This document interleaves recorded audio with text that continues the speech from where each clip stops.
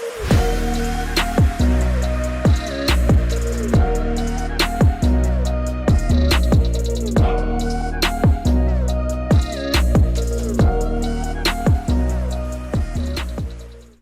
morning, good people. It is Thursday, November the 4th, 2021, earnings day. Jay, we got some big earnings in the market today. I'm got my Thinkorswim pulled up, try to see how some of these tickers react to the market on this fine Thursday. But we're here, baby. Jay, how you doing? Everybody in the comments, how y'all doing this morning?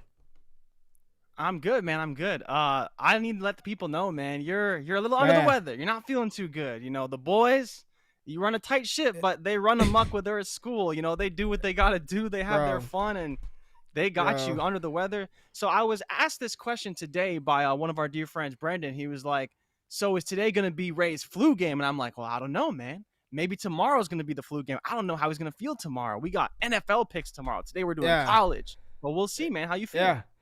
Bro, these damn kids, bro. These damn kids will get your ass sick quick. My son is home with me today. He's got me at home today. Yeah, man, daycare, cold and flu season is upon us. So, kids, bro, everybody out there with parents, y'all know how it is, man. Daycare, you walk in there and you probably need like one of those suits, those chemical bio-warfare suits, because it's just sickness running rampant inside. Shout out to all the daycare workers out there. If anybody works in daycare, if you got in, I don't know how y'all do it. It's just you walk in and it's full of snot and disgust. It's probably one of the dirtiest places on earth is a child's daycare center. It's got to be one of the germiest. Every time I walk in there, I'm just like, I feel like I'm sick as soon as I walk in this building. Damn kids, man. They got your boy GQ, but I'm here. We couldn't let the people down. We got college football today. We got NFL news and notes and things happening or not happening in the NFL. Let me pull the damn show sheet up. Where the hell are we starting at today? Dude, Aaron Rodgers. Hey, Rodgers. Let's talk about Rodgers because we lost Davante Adams last week. Davante Adams tested positive for COVID. Adams is vaccinated, right? Davante Adams I believe so, yeah. I believe so. Yeah. And then it came out yesterday, Aaron Rodgers is going to miss the game versus Kansas City, one of the games that everybody was really looking forward to because he is immunized but not vaccinated. And I don't know this meme here. Rodgers. Oh, shout out to NFL memes. But so Rodgers, I don't know if he lied. I don't know if they really didn't ask him, were you vaccinated? Well, they did ask the question. I saw the interview, and he's like, I'm immunized. Okay, well, I guess the NFL just believed that. They didn't ask for it. I don't know how this situation played out, Jay, but he ain't playing. And Jordan Love is going to get the start versus Kansas City. What are your thoughts on this whole Aaron Rodgers situation, man? So the funny thing about that, right, you talk about he's immunized. I don't know if it was at Cal or one of his doctors back in California or whatever. He got some alternative therapy. But what actually I heard and I was reading about was he actually did like submit this to the NFL as a proof of vaccination, right? Because if you're vaccinated, you have to prove it to the NFL somehow, whether it's your shots, whether it's your report, something. So he like sent whatever the hell he sent to the NFL. You know, I ate 2 garlic heads a week. I swallowed some soap. I did whatever the hell he did. But the biggest thing, right, is like eventually the NFL is like, nah, like you're not vaccinated. Like, what are you talking about? So that's why he's ultimately gone. He tried to prove his vaccination status. He's obviously not vaccinated. So here he is not playing. And that's what it is. So I'm curious kind of how this affected them throughout the season, right? Because obviously, they have the protocols in place. It's supposed to be, I think, 80% for you to do certain things. Did they just assume he was vaccinated the whole time? And then now it's like, now they have to actually evaluate his status. So they go through and they're like, oh, damn, like you're not actually vaccinated. You just submitted some bullshit report. I don't know. The NFL is kind of shady like that. They probably just swept it under the rug as Aaron Rodgers and they just moved on with their day because they don't really care if he's vaccinated or not. Yeah, I don't know how he got around it, to be honest with you. I don't know, man. I don't know. But this is a great opportunity for Jordan Love. They traded up to draft Jordan Love in the first round in 2020. And while the magnitude of this game, I guess the star power, potential Super Bowl matchup at the beginning of the season, we thought, is still there. Kansas City's not a good defense, and we just talked about Kansas City not being a very good team, barely beating the Giants on Monday night. I think this will be the game that sort of like gives Green Bay the confidence to feel like, okay, we could roll forward with Jordan Love in the future, not next week. As soon as Aaron Rodgers' COVID isolation period is up and he tests negative, he'll be the starting quarterback. There will be and should be no controversy. Let's just nip that in the bud real quick. But I think this is the game that will give them the confidence in Jordan Love to say, this is a quarterback we can build around for the future, or we need to start looking elsewhere. He had flashes during the preseason. It's on and off, decent here and there, but we've never seen him like in game. So against Patrick Mahomes, is the game at home for Green Bay, or are they on the road? I believe it's in Kansas City. Let me check really quickly, but I'm pretty sure it's in Kansas City. Yeah, check. What's up, Bruning? What's happening, everybody? Yeah, Stone, it's in Kansas City. It's in Kansas City. Stone, I saw your comment. Hazmat suits are a must for parents. Dead serious. It's a must. You got to have everything on. Gas mask, hazmat suit, all that. But on the road versus the Chiefs in a very hostile environment, if he could perform well, I think this is going to give Green Bay a lot of confidence in Jordan Love moving forward. What are your expectations for him this week? I haven't seen any lines yet. I wouldn't bet anything. Well, I don't know, man. So maybe give you know. More So it was, I believe, at 1.5 or 2.5, and it's moved all the way to 7.5 now. Damn. For the Chiefs. Yeah, it's moved significantly. But again, Aaron Rodgers, MVP. So what do you expect, right? A quarterback goes down, that line's going to move a lot.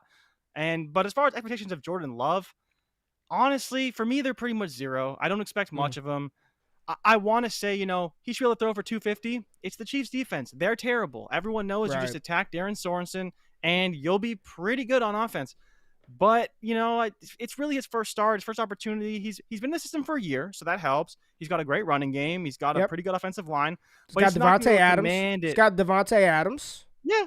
Alan Lazard is back. But it's interesting, man, because it's not like he's playing with these guys regularly. He's running with the second teamers, so the chemistry isn't quite there.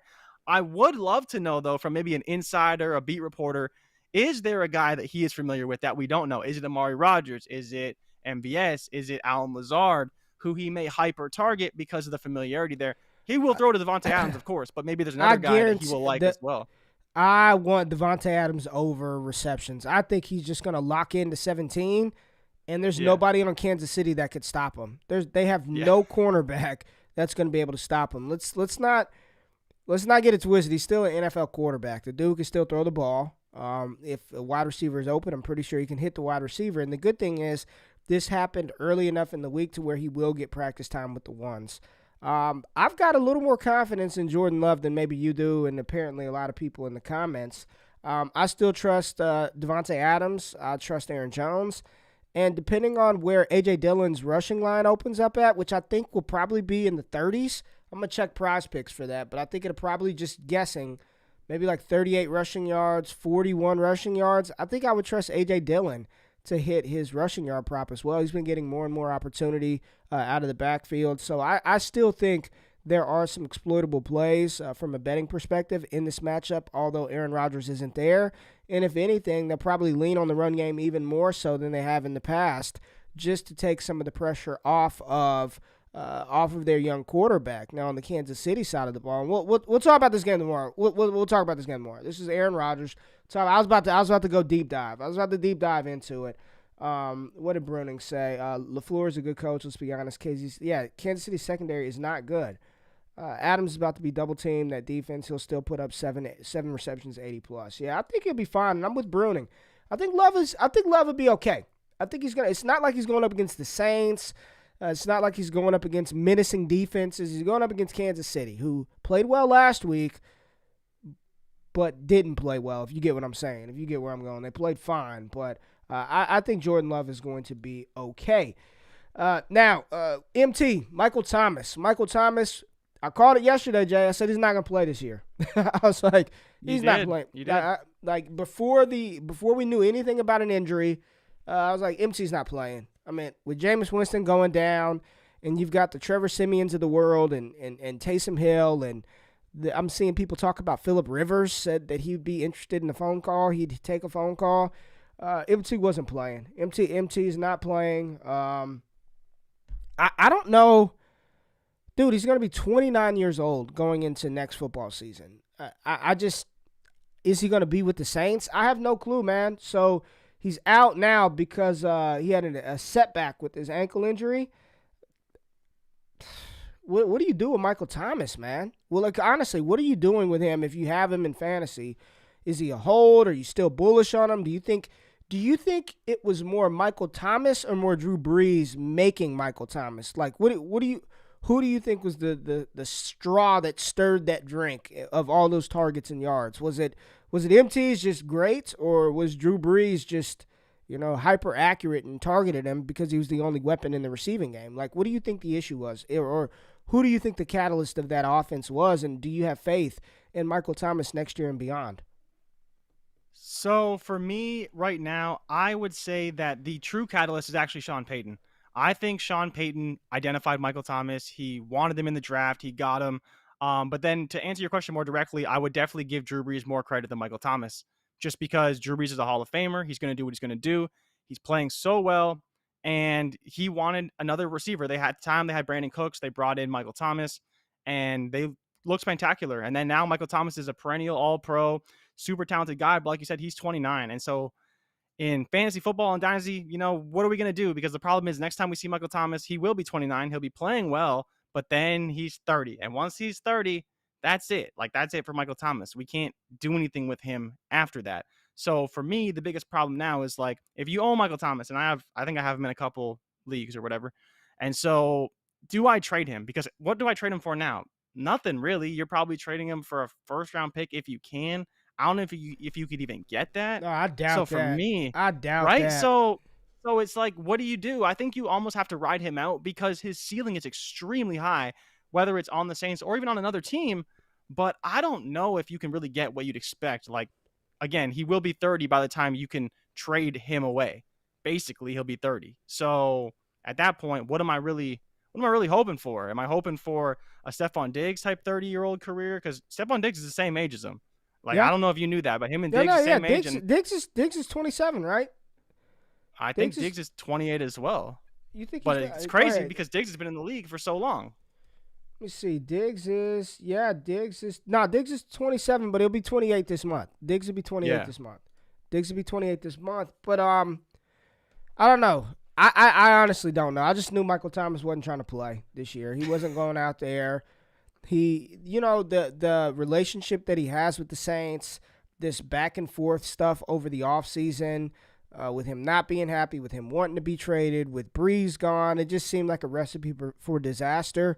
The Saints are still one of the top teams in the NFC because of that defense primarily, but it's going to be interesting to see how that team performs the rest of the season with, the combination of Taysom Hill and Trevor Simeon, who I think we'll see both of those guys play at times. Yeah. Now, the biggest drama-filled news of the NFL world outside of everything that's going on with Henry Ruggs is Odell Beckham Jr. OBJ, Odell Beckham Jr. has been dismissed from the team. Not released, just dismissed. After his father released a video showing clips of him being wide open and Baker not targeting him, Odell liking, his dad liking stuff. The Browns said they're weighing their options. They're weighing their options on what to do with Odell Beckham Jr. They're saying like he's more trouble than he's worth. I have not heard of him causing a stink. Maybe I've missed something in the news, but I haven't heard him publicly say anything about not being targeted. I think I heard his stats yesterday. He's got like 17 receptions on the season. Is that? Look up OBJ stats for me real quick on the season. I think he's got like 17 catches on the year. I know he missed some time because of injury, but there's been no communication between Odell and Baker. But in a press conference yesterday, Mayfield said that while he was more surprised than anything by the video, any sort of conversation could go a long way. So, I mean, when that trade happened, man, I remember exactly where I was when the news broke. It was an evening time when the Giants traded Odell Beckham to the Browns, and people went nuts. Everybody was like, this is it. Baker was young. He was an ascending quarterback. A lot of people thought Baker was going to be, one of the top quarterbacks in the league. And it has not come together for Odell Beckham Jr. and the Browns. It has not worked between those two from a chemistry standpoint. OBJ has looked not good. I mean, and he's not doing himself any favors dropping passes. I believe his birthday is today. So he just turned 29 years old. So in that Michael Thomas, tomorrow is his birthday. In that, shout out, happy early birthday, OBJ, if you watch Wake Up. In that Michael Thomas, Stephon Diggs sort of mold where they're not over the hill, but they're getting there. But you see players like Antonio Brown still being ultra productive at 33 years old. So I think OBJ still has a lot of good football left in him, but it's just interesting to see. A lot of people think the grass is always greener on the other side, and as much controversy that Odell Beckham caused in New York, he had it pretty damn good. He had it pretty good in New York. He was the man. He was getting the targets. He wanted out. He got reunited with his friend. He's on this offense with Baker Mayfield, a better quarterback, and his production has been terrible. Like the past 3 years, he's done nothing. How do you think this situation plays out, and what are your expectations for Odell Beckham Jr., if he hits the free agent market? Do you think there's going to be a market for him? Do you think there are going to be teams that want to acquire him and put up with, and again, I'm using distraction, but I honestly have not heard anything from Odell Beckham about not getting the ball, not being targeted. I haven't heard anything, man. Yeah, so it's hard to kind of parse between the two. Like, you talk about how he hasn't said anything, but when his dad comes out with a video that's like 11 minutes long of just showing Baker straight up missing him, it's kind of like, you got to say something to your teammate. And apparently they haven't talked. They haven't said anything. But as far as the situation itself, I'm not really sure what to do and what to make of it, because there is a market for him. But the question number one is, will he clear waivers, right? Will he clear waivers? Because he's still owed like $20 million a year. And so if someone wants to claim him, they got to pay that $20 million a year. Imagine he cleared.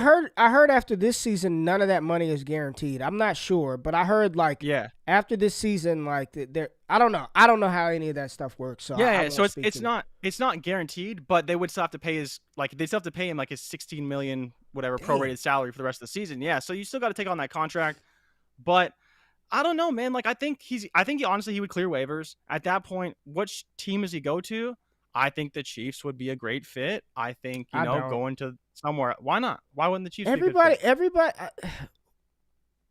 No, man. They need way, like, I just, every time somebody comes on the market, it's like Kansas City. Like, why would Kansas City be a good fit? That offense is Tyreek Hill and Travis Kelce. Like, because they've always needed a third option, right? That's what we think that, man, but I don't know if they do.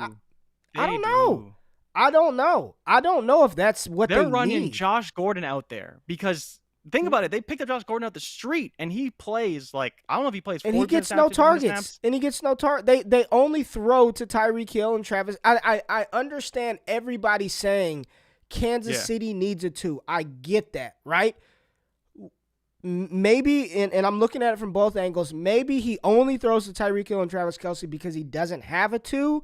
But when have we seen him target anybody other? I'm almost done with pegging wide receivers to Kansas City. How valuable would that even be? Especially from us, from a betting perspective, a fantasy perspective, a number 2 wide receiver on Kansas City that gets 4 targets a game. Like, how valuable are those? I don't know, man. I think their issue isn't a wide receiver. Byron Pringle, while he may not have the name of Odell, he catches the damn ball when they throw to him.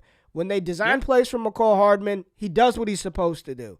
What is a number 2 receiver in Kansas City realistically going to do? Do you think that player, and I'm just asking, is going to have 8 for 90 a week, 7 for 88 a week? I don't think that's the case.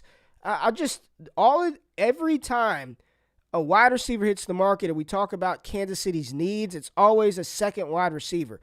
Their first wide receiver and second wide receiver are Tyreek Hill and Travis Kelce. That's it. Those are your 2 wide receivers. Nicole Hardman serves a role on the other side of the field as a speedster, as a speed guy. Yeah. That DeMarcus Robinson catches the ball when they throw it to him. I don't think they need a second receiver. I really don't. How many NFL teams utilize? How many NFL teams? Hold on. How many NFL teams utilize consistently 3 wide receivers to the degree that all 3 of them are relevant? Very few.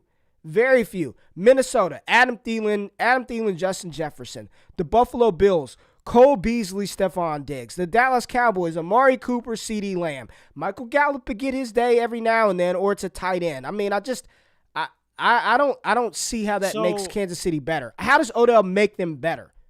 Okay, so to point out all 3 of those examples, you named 2 guys. You didn't count for Emmanuel Sanders, right? You didn't count how for valuable Michael Gallup.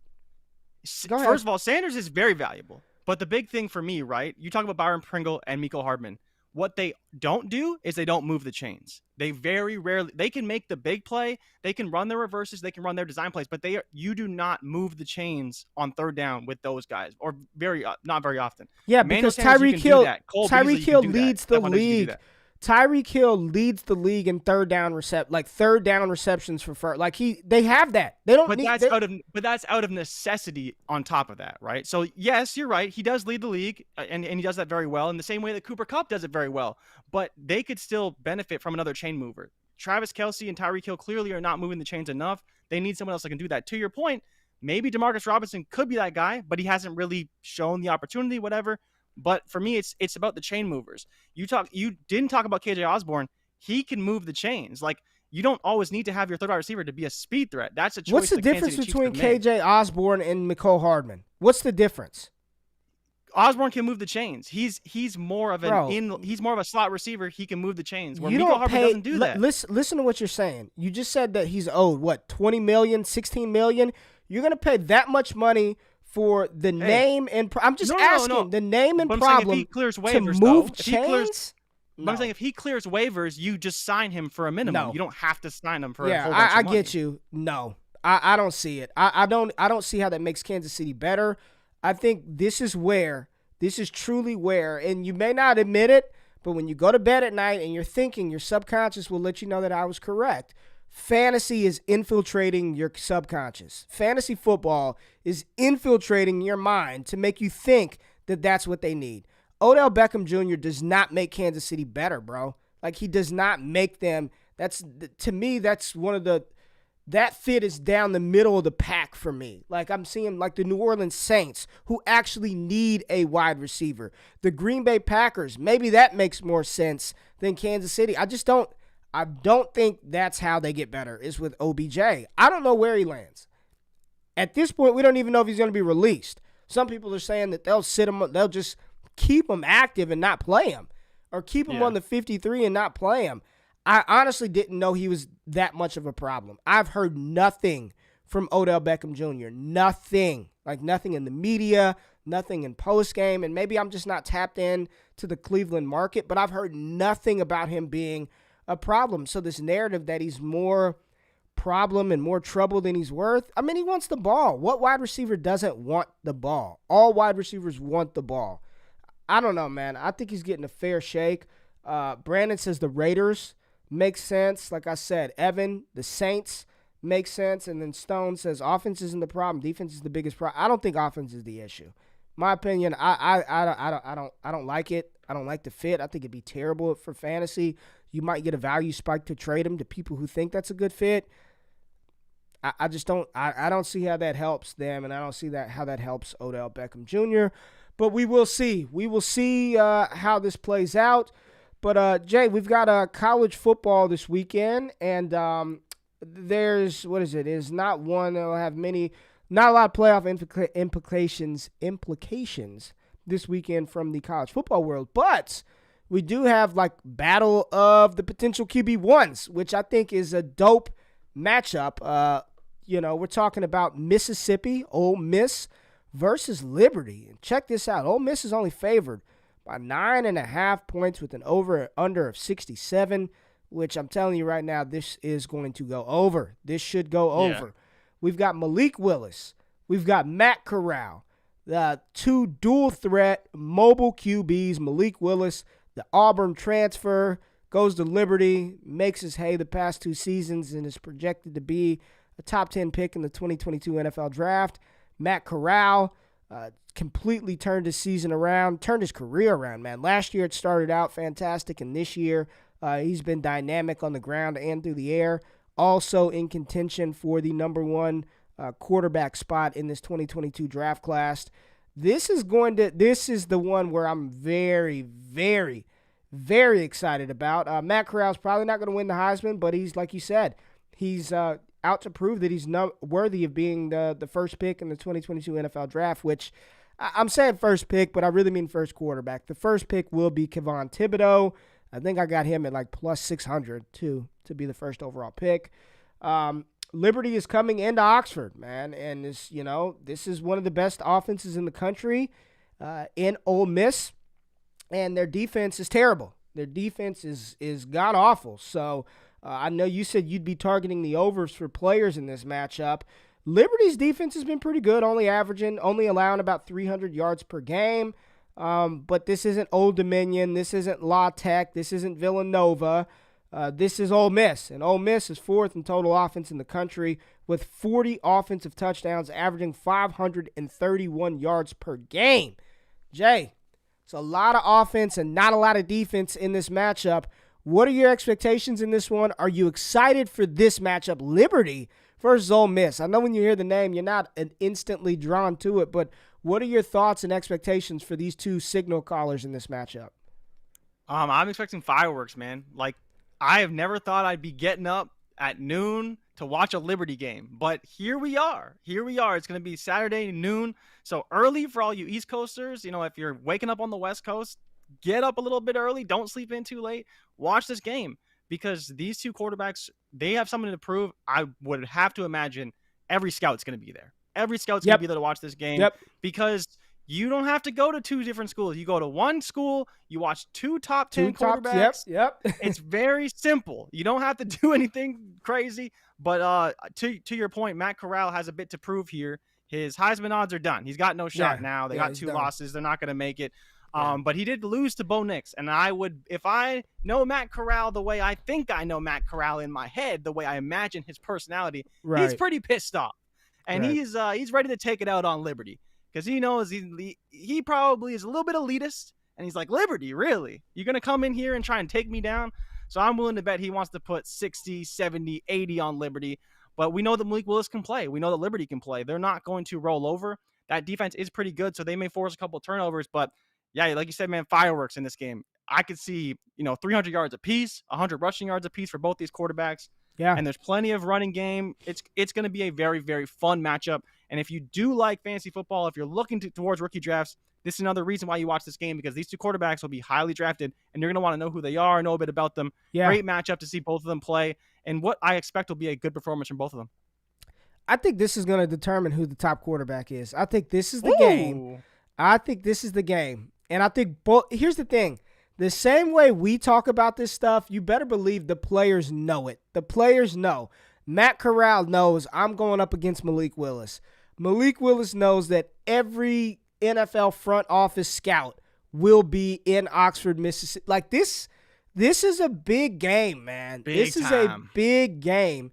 And if Malik Willis, let's say this, Malik Willis, they lose. I fully expect Liberty to lose this matchup. But if he performs well in Oxford, on the road against Matt Corral, and he looks good, I think at that point in time he will probably have solidified the top quarterback spot.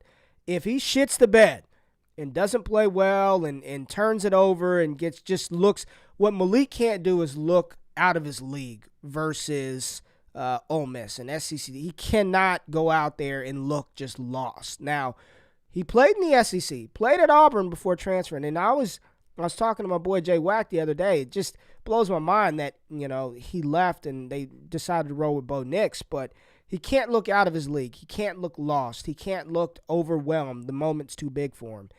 And conversely, Matt Corral can't go out there and lay a dud versus Liberty. I don't foresee that happening. I think Corral, PrizePicks has Malik Willis's passing yards over at 234.5 with 64.5 rushing yards.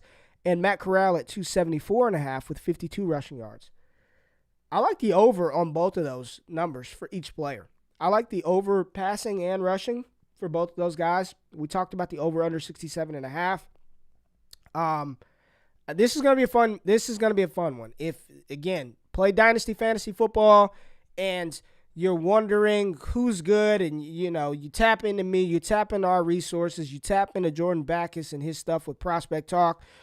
You will want to just watch this with your own eyes, so you can just see how these guys perform under the big lights. It's all about Malik Willis. It's all about Matt Corral. I am most excited for this matchup this weekend. And there's some other big games. We've got Texas versus Iowa State. Bijan Robinson and Breece Hall, two of the top running backs in the country. In this matchup, Iowa State is favored by 4.5, over under 60 points total for this. Bijan Robinson, Breece Hall, Brock Purdy, Casey Thompson. There was some drama out of Austin, Texas. Starting wide receiver Joshua Moore and Steve Sarkisian got into it.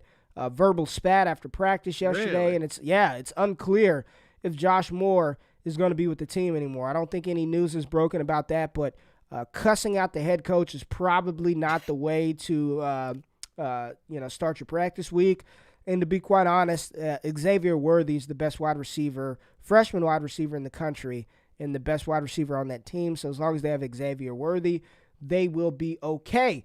But this also should be a high-scoring game. Iowa State has a top 5 defense in terms of total yards in all college football, which, that's surprising to me as well. And Texas, on the other hand, is one of the worst, 106th in the country, behind Western Kentucky in terms of yardage allowed, allowing 432 yards per game. Brock Purdy and Breece Hall should have their way against this Texas defense. Brock Purdy has been okay this year, throws for about 225 a game. His accuracy is improved big time from last season, is completing over 73% of his passes. What else do you have? What other things? I see you've got some good notes on here, some good stats. Tell us about this matchup. So one thing I didn't realize until I actually looked it up was that this over-under at 60 is egregiously high, egregiously high. They've never gone over 44 points in their last 7 matchups. So think about that for a second. They've played in the past 7 years, they've never gone over 44 points. And that happened, I believe, last season. So the past 2 games that they played in 2019, 2020, that's the Brock Purdy, Breece Hall regime. Texas has been a bit more in flux. They had Sam Ehlinger, all that stuff. But when it was Breece Hall and Brock Purdy, they've only scored 23 points in both those games in 2019 and 2020. Texas scored 21 and 20. So again, the most they've scored in the past 2 seasons is 44 points. So why the hell is this over-under at 60? I don't know. I asked you, is Texas's defense that – I know they're awful this year. My impression is they're awful every year. I've never seen Texas have a good defense. They're bad. They've had a couple years where they've been okay. When they had Earl Thomas and Sergio Kindle, they were real good. I'm telling you, Earl Thomas, Michael Huff, Sergio Kindle, they had a good defense back then. We going way back. We throwing it back to way back with Earl 09, 08. Yeah. There ain't a 1 in front of that O, that's for sure. No. But either way, talking about Texas, I would bet the under in this game because I just don't see a scenario where Iowa State blows them out. Iowa State's favored by 6.5. I would be tempted to take Texas with the points, especially if that line moves. But that over-under at 60, if that's actually what it is, and I legit double-checked it again, across every sports book, it's 60 or higher. Some haven't even have it at 60.5. So I'm kind of like, what are they seeing that I'm not seeing, or is this just a terrible line? It may just be a terrible line, but I'm all in on the under because there just hasn't been a scenario where it makes sense that they would go over. I think they're going to run, and I think they're going to run a lot on both sides. You talk about Breece Hall, his over-under is 116 rushing yards. He's never hit that number against Texas before. Bijan Robinson, 109.5. I don't hate it. I don't love it. I don't think he can get there against Iowa State. I just think it's going to be a tight game. They always play each other tight. They always play each other well. So I'm just not expecting a ton of fireworks in this game, and I'm tempted just to take the under and roll with that. If you want to take Texas with the points, I think it's going to be a close game, but I'm more tempted to just take the under. I would probably stay away from the running backs as far as rushing yards go. Watch them, evaluate them for your own purposes, but maybe don't bet on them because I'm not really sure I have a good read on how it's going to play out. Baylor bottled up. Baylor laid the blueprint on how to stop Texas. I mean, when I say they bottled up Bijan Robinson, I mean, it was just like, we're going to make Casey Thompson beat us through the air. We will not let Bijan Robinson destroy us on the ground. I don't know. Iowa State is just, they're so Jekyll and Hyde, man. They look great one week and terrible the next. Texas is the same way. If I had to bet money right now, what is the spread? Iowa State -4. I'd take Texas in the points, man.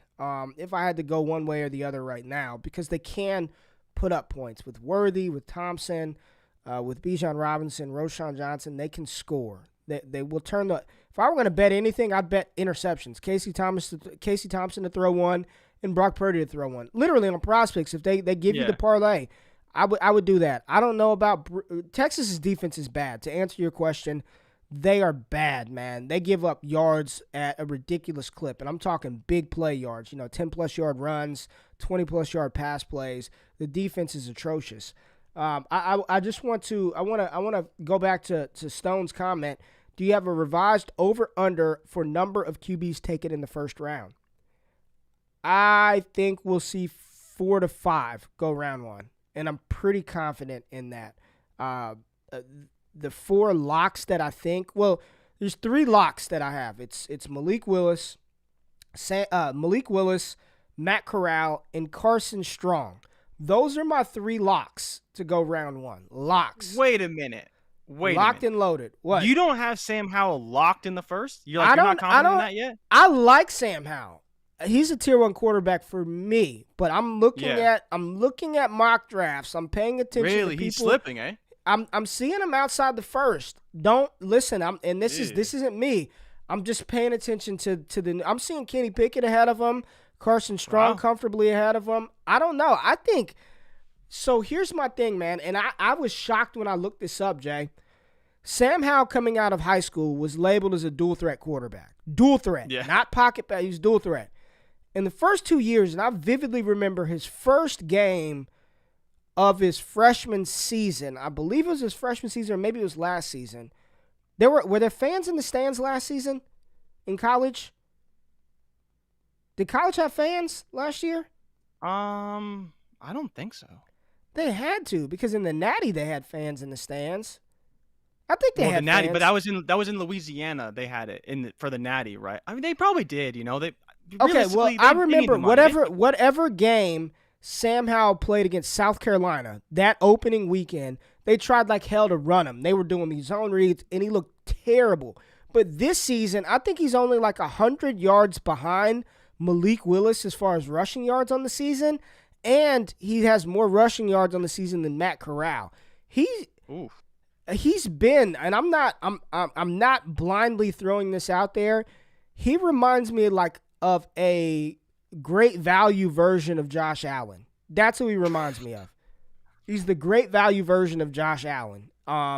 Does he have that type of upside? I don't know, but he's mobile and athletic, but not elite. Like, you don't confuse Josh Allen with Lamar, with Kyler, with those type of but he can run. He can give you 50 yards on the ground, just physical, big. He's not nearly as big as Josh Allen. Josh Allen's 6'5", 240. Sam Howell's 6'2", 225. I think he's 6'2", yeah. 225, but he's really been impressive on the ground. But if I had to look at it right now, Malik Willis, Carson Strong, and Matt Corral are the 3 locks, and then I think Kenny Pickett can go round one, even though he had kind of a last week, and Sam Howell. So those are the 5 I think are first round potential, with 3 of them being locks. It's just supply and demand. Pittsburgh needs a quarterback. The Saints need a quarterback. The Lions need a quarterback. The Eagles are going to draft a quarterback. This is just what's going to happen. And if you want those guys on cheap deals and the 5th-year option, you got to do it inside the NFL draft. Now, let's talk about the last college football matchup that we want to preview this week. Let's see. SEC and ACC did. Okay, so yeah, it's talking about the fans. So I think this was last season. Where Sam Howell opened up against South Carolina. I believe it was. Yeah. Let's go to the SEC and talk about 2 more dynamic running backs, Texas A&M and Auburn. Tank Bigsby and my top running back in the 2022 class. Isaiah Spiller. Texas A&M is favored by 4.5 points in this matchup with an over under 49.5. This is one, if we were going to take any over, I mean, I'd kind of like the over in this one. But two big-time programs. Auburn has slipped a little in terms of their defense, ranking 50th in the country, allowing a little over 350 yards per game, but only 18 touchdowns. So bend but don't break, right? Very bend but don't break. Texas A&M is a little bit better, 27th in the country in yards per game allowed at 329. This is a game, another test for Bo Nix, man. He's shown up the past couple of weeks. Took down Matt Corral. Bo Nix is going to get drafted. He's going to get drafted. I don't know when, I don't know where, but Bo is going to get drafted. Prize Picks has Isaiah Spiller at 84.5 rushing yards and Tank Bigsby at 83.5 rushing yards. Are you excited about this matchup? Number 13 versus number 14. What do you think, man? I am excited. This is going to be, again, about the running backs. We talked about Bijan. We talked about Brees. How I feel about these offenses as a whole, I'm kind of iffy on them. Yeah. Auburn's tough to peg down. It's all about Bo Nix. When he plays well, they look great. Last week, they played against a bad defense. He looked great. They couldn't stop him. They couldn't stop Tank. Tank had, I think, 167 on the ground or something ridiculous like that. Bo added another 60. So we'll see. I love Isaiah Spiller. Yeah. Do I think he can get to 85 against Auburn? Maybe. I like Auburn. I think Auburn's a pretty good defense. So I'm kind of sorry, don't get me wrong. He can do it. Do I think he's going to do it? Is a different question, right? Yeah. He can put up 200 on just about anybody any given week, but it's just, is he going to get there? I think I'm more inclined to go after Tank. I think they're going to heavily use Tank, where Isaiah Spiller will get used a lot, but they may pass a lot too, because we know that Auburn's really known for their D-line. So is Texas A&M, but I just think that Auburn with Bo Nix will be a little bit more mobile. We'll be able to do a little bit more in the running game personally. I'd probably stay away from this, but I am with you. I think this over can be hit with ease. It's going to be a close game, nice SEC battle, which I always love to see. But I could maybe see the over hitting here. 50 points isn't too many. Whoa, Mr. Campus to Canton himself, Matt Bruning. I wouldn't be mad. I wouldn't be mad. I'm a Bo Nix apologist. We've got some people. You got me excited now. We've got another comment. Nix looks way better. Matt Bruning. Let's put this on record. Everybody listening. Oh, Matt we gotta get Bruning on this. You could find him on Twitter at SportsFanaticMB. Let's get his. This is not Ray G. Get in the DMs. Let's get in his DMs. Campus to Canton. Kill me now. Bo Nix is going to be a first-round pick in 2023. Harsin has really helped him out. Another good year. He's going to be okay. I don't disagree.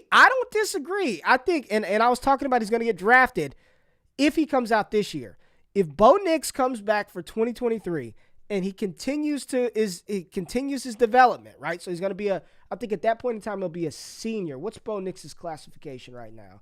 Let's see. Bo Nix is, I think he's a junior. Yeah, this is his third season. So, I mean, listen, completion percentage over his first 2 years, right around 59, 58%. He's at 62.2% completion percentage. 9 touchdowns, only 2 interceptions. And the thing is, Bo Nix can give you a little bit on the ground. Not dual threat, but he's mobile enough to do a little something on the ground. Over 300 yards the past 2 seasons, sitting at 179 through 8 games this year. So probably pacing to hit that number again. Do you think there's because the 2023 quarterback class right now is not good, man. It's Bryce Young. It's C.J. Stroud, DJU. I don't think anybody's really excited about that anymore. Dude, I literally said he was the best quarterback in college coming into the season. How wrong was that? That is. I mean, to be fair, a lot of people said that. He went from DJ Unreal to DJ Yuck, and what are we gonna do about that, man? to DJ, yeah. But Bo Nix, I mean, there's a real shot for him to be a big time riser, and it's interesting. Brandon says the same thing. 5-star prospect. 5-star prospect. Dual threat. First one in, last one out. Bo Nix he's a talented player, 6'3", 220. He's 6'3"? Yeah, he's 6'3". What? Okay, so for the record, because I have Sam Howell's profile open, he's listed at 6'1", 220. If you told me that Bo Nix was bigger than Sam Howell, I would have said you were out of your mind. 6'3", man. 6'3". Well, it says 214 on here, but he'll be 220. So see, 6'3", though. He's a big boy, and he can move, man. He's got the arm. Yeah. We'll see. We'll see, man. Oh God. Oh God. We're not going that far. We're not. See Sneaky what you started. Here we go. I know. Oh, he I can egged ball. on the fans. Bo Nix can ball, man. That white boy can play. He is athletic. He ain't sneaky. He ain't sneaky. He probably is a gym rat, though. He probably is a gym rat. Can we make the Carson Wentz comps for Bo Nix? Because he just has that in his game. Like, I don't know if the arm talent's quite there, because Carson Wentz actually does have, like, unreal arm talent. He does. Nix has got an arm, dude. He's got an arm. I mean, there were a lot of people excited about Bo Nix. Discount Johnny Manziel. I'm with that, but I do think he's got the upside and the tragedy that I see in Carson Wentz every week. So that's one of the reasons why watching Bo Nix is always fun. Watching Auburn's always fun, because when you have to turn him loose, you really don't know what's going to happen. You don't know. His highlights. It's the Bo Nix experience. It's the Bo Nix experience. Exactly. It's literally. But he's played. Now I'm intrigued. I am going to. I promise everybody out there, I'm going to deep dive into this game and watch how Nix performs. Nix has serious Carson Wentz, Zach Wilson vibes. Yeah, legit. He really does. He really does. That's a great call. All right, we got one more game that we didn't touch on, but we can't talk college football without talking Alabama. The number 2 ranked team in the college football playoffs. They are back. They took a week off, and they are favored by 28.5 over LSU. This is not Alabama and LSU of the past. Everybody is hurt. LSU's entire team gone. Brennan gone. I don't know if Max Johnson is playing. Keyshawn Boutte gone. Tyrion Davis-Price, I don't know if he's playing. I don't know who LSU has at this point.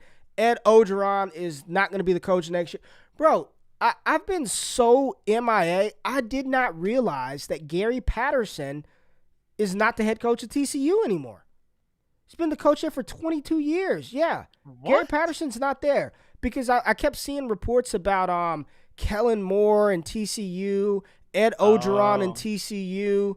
I didn't know they let him go. Garrett, 22 years at TCU. Yeah, man. But LSU is a shit show, man. They are terrible. Terrible, man. If anybody wants just some entertainment for the day, go YouTube what's his name? Nick Saban cursing out Lane Kiffin.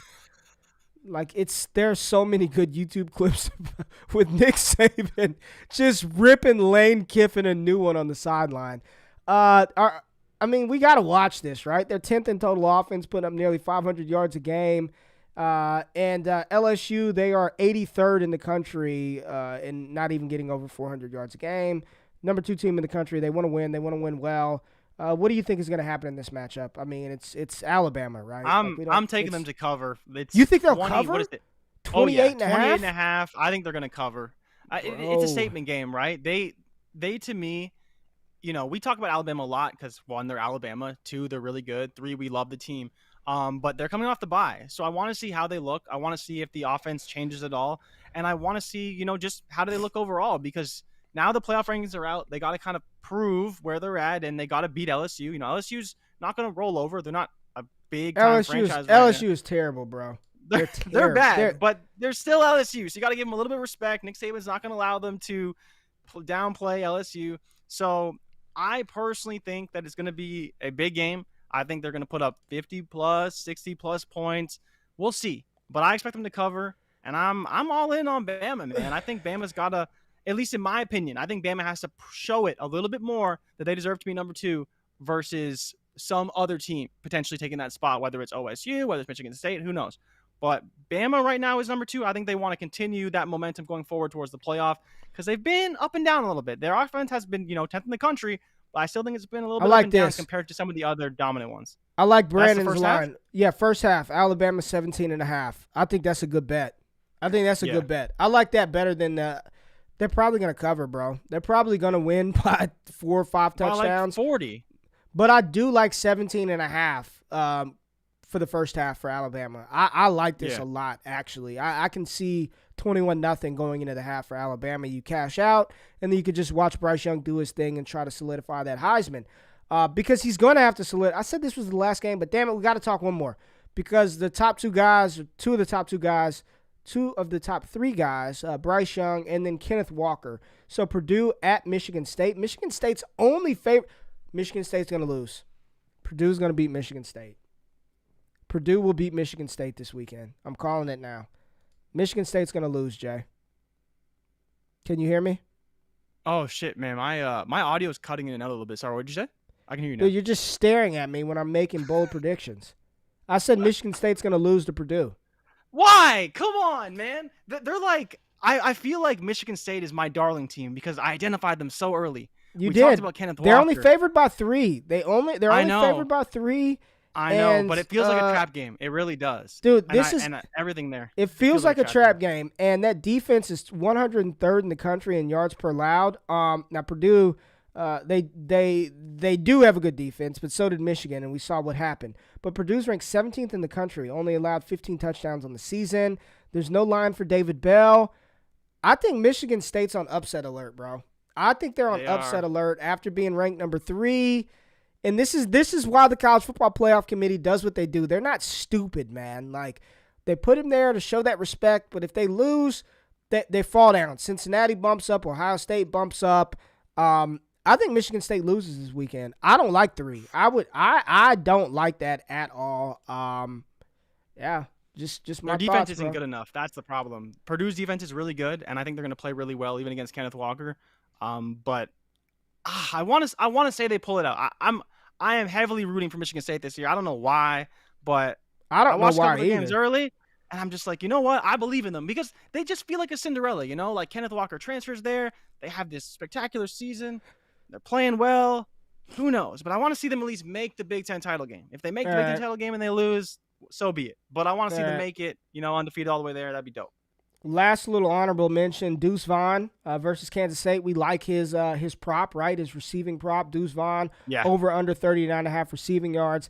Kansas is the third worst defense in college football, and Deuce Vaughn is really good. Deuce Vaughn's going to be a day 2 pick. Next year, in the 2023 NFL Draft, Deuce Vaughn at 5'6", 170 pounds is going to be a day 2 pick. He's good, man. He's going to be a weapon in the NFL, like Darren Sproles-esque. And I know that's an easy comp to make because he's short and he plays for Kansas State, a la Darren Sproles, but he's really good. Deuce Vaughn is going to be a player that people in PPR are going to love to have. I mean, he's Danny Woodhead, and Deuce Vaughn is black, so I'm not making white running back comparisons. I'm trying to do a little Oreo cookie, a little vanilla and swirl here. There we go. I'm an equal opportunist, but I think Deuce Vaughn is a fantastic player. Our prospects power play: Deuce Vaughn over receiving yards, Matt Corral over passing yards, and Malik Willis over passing yards. Clemson plays Louisville, Oregon plays Washington, and USC without Drake London goes to Arizona State to lose. It's over for my USC Trojans. I got the hat on, but it's a wrap. Jay, good show. Good show. We made it. I made it. I'm here. Yes, sir. I'm sweating profusely. My throat hurts. I made it happen, but I appreciate everybody tapping in. Make sure you subscribe to the show. Go to Best TV. Subscribe to Best TV YouTube channel. Subscribe to the Wake Up with RayG podcast. Jay, great stuff today. Market opens up in about 33 minutes, so let's get ready, baby. Let's get ready. Y'all have a great day. Thursday Night Football. Mike White versus Jonathan Taylor. We'll be back tomorrow to talk about our Fab 5 NFL games, plays, picks, all that dope stuff. Y'all have a good one. We out. Peace.